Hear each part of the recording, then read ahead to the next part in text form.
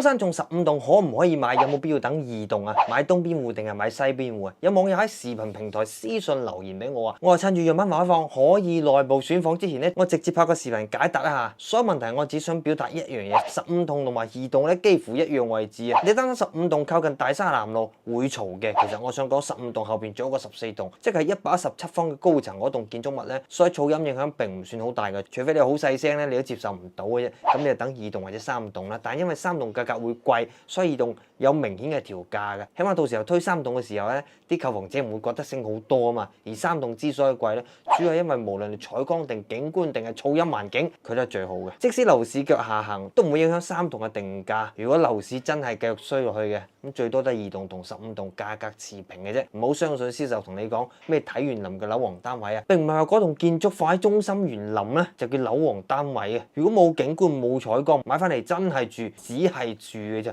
唔算得上係享受啊。咁當然啦，選好樓棟咁，我哋就選擇朝向啦。一字樓全部都係南向，佢只有2種選擇，就係單邊東或者單邊西。單邊東嘅定價永遠都會比單邊西貴啊，因為佢西晒啊嘛。咁主要就係睇東邊高幾多嘅啫。你可以話15棟東望園林唔靠路所以貴，但我又只想同你講咧，西邊性價比會更加高。雖然西邊會有西曬，雖然佢睇唔到花園睇唔到園林，但係西邊會私密性更加好，視野會比東邊更開揚。東邊低層就只能夠睇園林，高層採光會好少少，但係高層冇景觀，而且東邊私密性差喎。如果你介意西曬，咁你咪選東邊啦。但如果你話你唔介意私密性，唔介意採光，東邊戶低層仲可以睇園林添。但如果你話對私密性一定要求嘅，咁西邊高層或者佢個視線開揚好多，咁樣你識揀未啊？嗱，臨關注我啦！